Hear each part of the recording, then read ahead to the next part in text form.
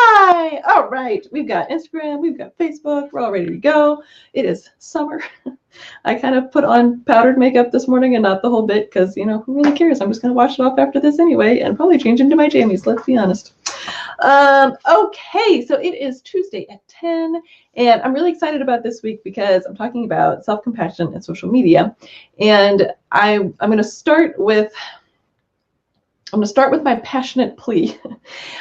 Because I am who I am, for whatever reason, people tend to share things with me. I'm a listener, I'm non-judgmental, and so people feel very comfortable sharing things with me. And the reason I'm so passionate about this topic is because I cannot tell you how many times I listen to women talk to me about how hard it is to be on social media and how they feel like they're the only ones who struggle with this stuff. They don't see anybody else struggling with this. And that's true in reality in addition to social media. But gosh, it's not true because I keep hearing people tell me the same thing. We all struggle with the same things and nobody knows it or nobody believes it. I'm not sure. So part of the reason I have realized this week that part of my motivation with my group is making it a place where we're vulnerable and we're honest and we no longer feel like we're the only ones struggling with that, where it is a place where you are not alone and you know that you are not alone. And that's so important to me because I feel like that is the first step to really having the self-compassion, the sense of community, the sense of it's not just me. Because when you think it's just you, it's really hard to practice self-compassion. So that is why we are talking about this, and that's why it's important, and that's why I'm passionate about it, because I love you people, and if I could just, it doesn't matter how many times I tell somebody, it's not just you, I promise. It's like they don't hear me. And so the group is a place to show that and practice it. So if you're not in the group, come join the group. And if you are in the group, yay, invite more people to come in. And I'm still doing the $25 Amazon gift giveaway, but that will end on Saturday. We'll do the drawing on Saturday. So if you're in the group, you're automatically entered to win. But every time you bring somebody in and you tag them or they tag you in my Who's Here post, you'll get an extra entry to win. So you'll have a better chance of winning. So that's ending this Saturday. So bring people in. And if you're in the group, I was going to do it on this too. On this video, in the comments below this video, to post for the series challenge. And the series challenge is to post something negative your voice has said, like your inner critic has said, and then what's a way to turn it around? What's a more self-compassionate way to counteract that voice? So if you participate in the series challenge, you'll be entered to win another $25 Amazon gift card. Yay! So, and that one, not many people have entered that, so go enter. Because it's $25 to Amazon. I would like to enter it. Can I enter it? No, probably not. Anyway, all right, so let's get started. That's all like the business stuff. Self-compassion and social media. So hold on, let me get my spot. Here we go. We've done those three. I'm looking at my little notes. So when I was in grad school, a little bit of my background, I took a lot of psychology classes, but I majored in sociology in undergrad. I have a master's in human development and family studies, which is more psychology based, but it's this weird in-between ground between sociology and psychology. For those who don't know, sociology is more, think macro psychology, so like understanding how society works as a whole, how people interact together, that kind of thing. And psychology, of course, is an individual, understanding an individual's perspective and brain and how all that functions. So one of the things I really loved learning about back then was something called the social construction of reality.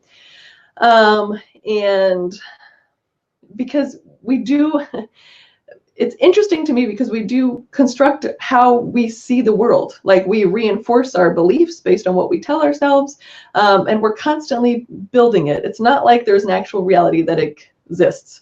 That's a more philosophical debate. Y'all are welcome to have that. I'd love to have it because I think it's interesting. But I do think in terms of how we understand the world, we construct that reality. And so when you add social media into how we understand our world, it suddenly gets really interesting and super complex.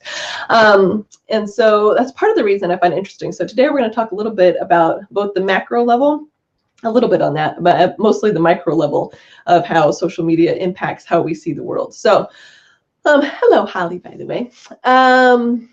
Okay, so I drew out this little picture here. I'll be backwards for Instagram. So you've got a person, and what my goal is to have self-compassion be sort of the filter through which we experience social media. Social media has lots of really good things that go with it. You can have a sense of community.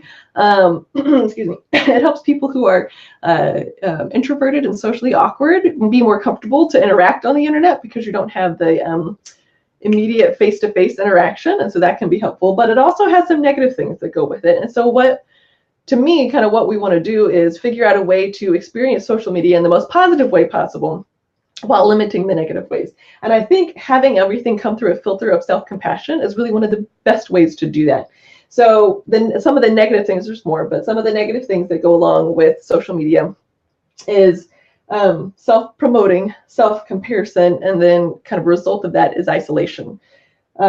So self-promoting makes a lot of sense, right? You're just talking about yourself. And I think this is especially true when it comes to teens and when they get on the internet. I mean, y'all have been teenagers. You remember what it's like. It's really hard. But they're already in a place where the world revolves around them. That's kind of natural. That's what's supposed to happen as a teenager. And so putting that onto social media is a whole thing, right? As adults, I don't know if it's necessarily me, but I think that it can be if we're not careful about what our goal is in posting. And I'm going to come back around to that at the end, but being really thoughtful about our posts and why we're posting what we're posting and what we're trying to get out of it. Are we simply sharing? Are we looking for likes? What's the reason that we're doing it? And then on a more macro level, this is what interests me on the macro level. So when it comes to what we believe and political, religion, whatever it is, we tend to follow, be in groups. The internet knows. I just dropped things, or my cat did. I'm not really sure which one that was.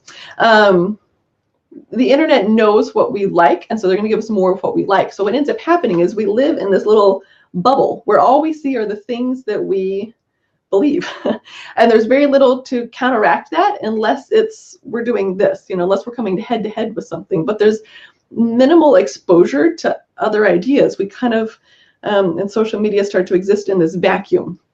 And so online, they didn't talk about that necessarily as self-promoting, but to me, it kind of is. I mean, when it becomes so tunnel vision, it is self-promoting.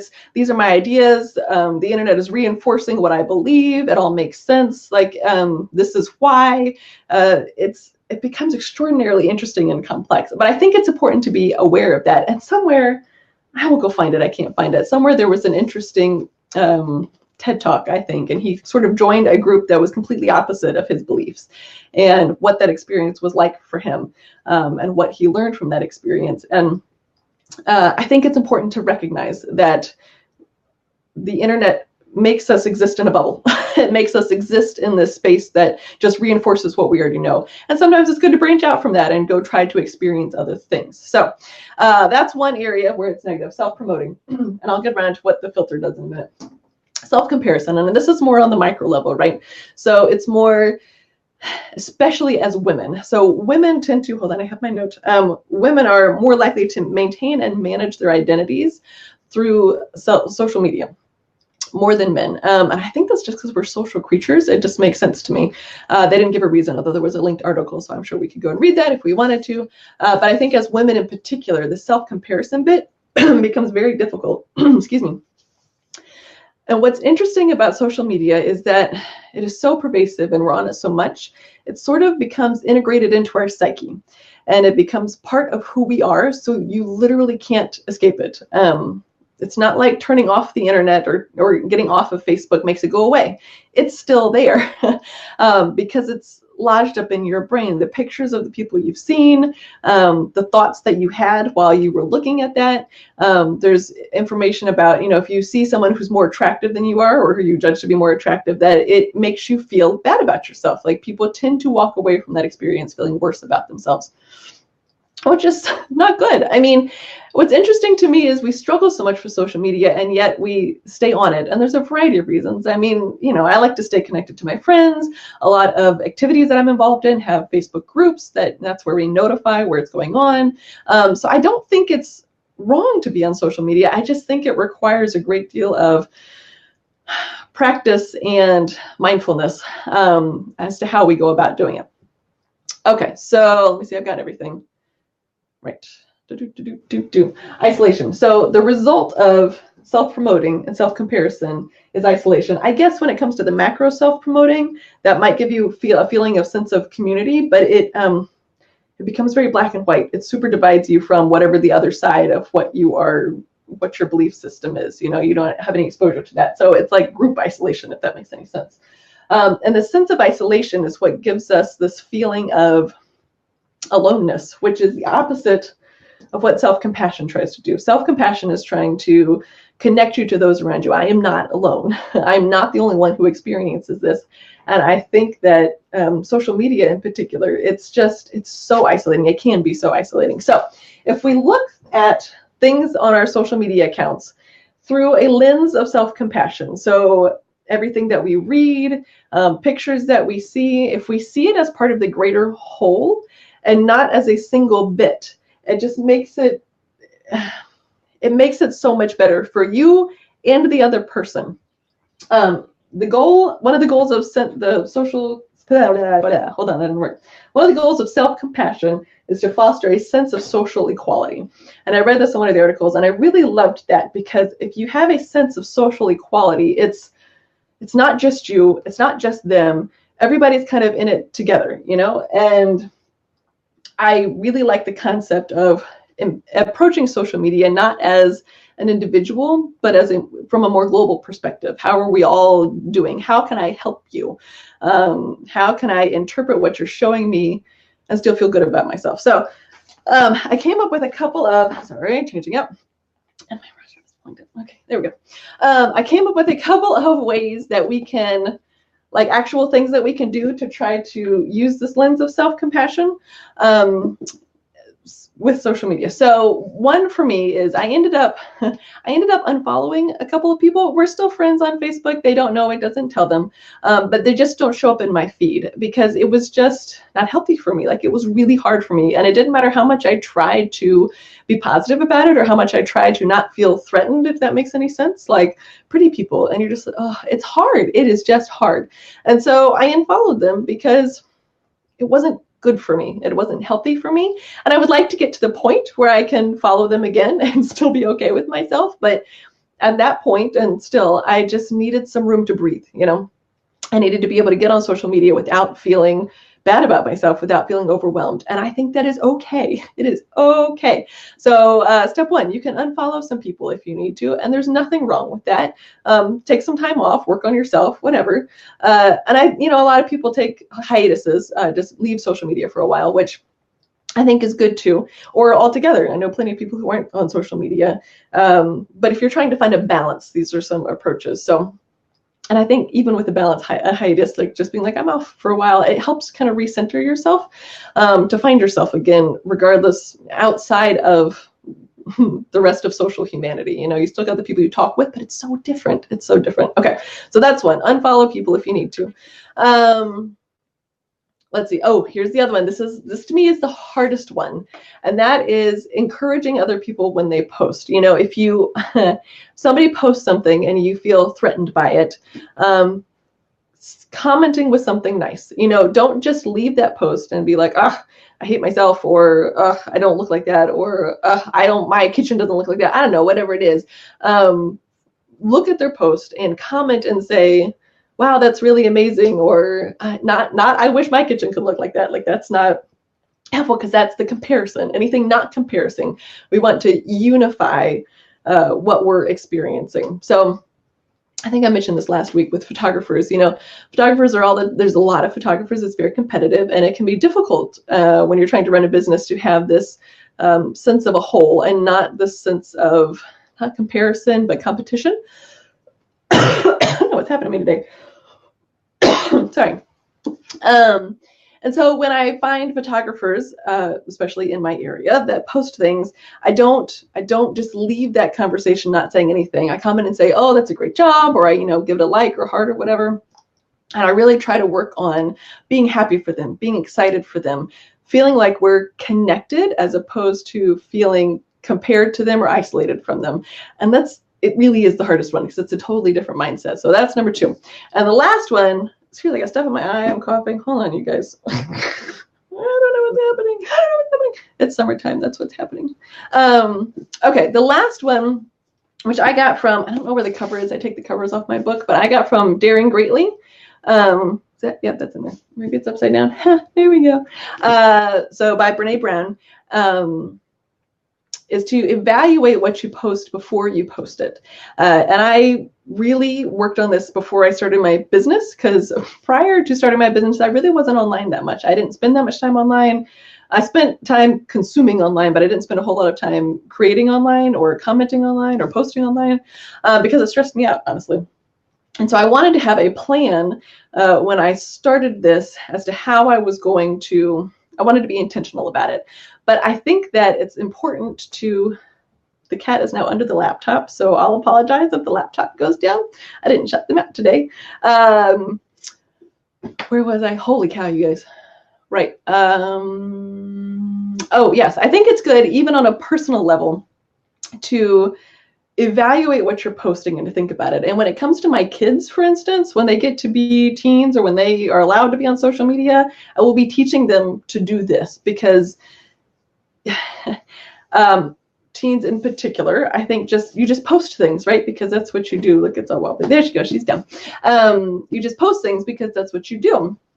And I think even as grown-ups, I think sometimes we're more intentional, but we don't have a framework to work from, right? So with my business, which she doesn't necessarily talk about, but in my business, I came up with, what are my core values? What do I want my social media to stand for? Somebody else that I follow, Jenna Kutcher, who's an entrepreneur, but she talks about how your social media is your legacy. Like if you died, that's the closest thing people have to, a lot of people have to remembering you, to having insight into your life, what you stood for, what you commented about, what you posted about. And so if you think about it that way, it suddenly has a lot more gravity to it. And so what do you want? What do you want to be? Who do you want to be? And it is, social media is self-presentation. You present some things and not others. And I think that's okay, because that is what it is.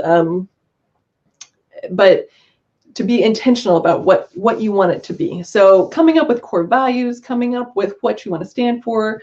For me, that was step one. And I'm going to read to you guys what Brene Brown talked about. And I'll post it. Maybe I'll post it below. But these are the questions, like the checklist that she has before she posts things. Why am I sharing this? What is the reason? What outcome am I hoping for? And that one was interesting for me, because sometimes I am hoping for a particular outcome, and that's risky. Like if you don't get that, what does that do to how you feel about things, right? Or how you feel about yourself? What emotions am I experiencing? Do my intentions align with my values? And that's sort of what we talked about, coming up with your core values. What are you about? Is there an outcome, response, or lack of a response that will hurt my feelings? Yeah, sometimes I post things and I am looking for validation or acceptance, and it's important to recognize that. And then I tend not to post it, because it's not a healthy place to be, right? Is the sharing in the service of connection, right? Self-compassion, is it in service of us all feeling together? And am I genuinely asking the people in my life for what I need? And that one's important, because if you're trying to get it from the internet, you need to be asking the people closest to you. They're the ones who should be providing it for you. And I don't think Jenny's not on today, but I'm going to show this anyway. This is a bookmark I have from high school that was in my Daring Greatly book. And look at that. I mean, it is all that it is here.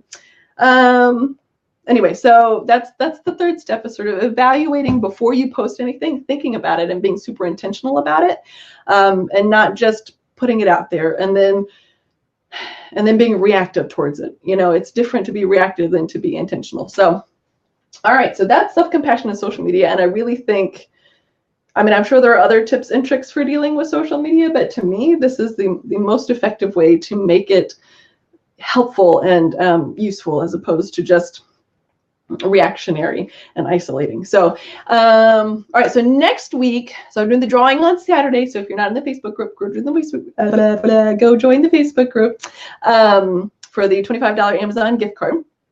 And next week, we're going to talk about mindfulness, partially because it connects to self-compassion. And again, I don't know if this is going to be 1 week or 4 weeks. So I'll just start researching and we'll figure that out. So next week will be mindfulness. If you're in the group, invite more people to the group. If you're in the group, participate in the series challenge for another chance to win the $25 Amazon gift card. And I think that's it. Okay.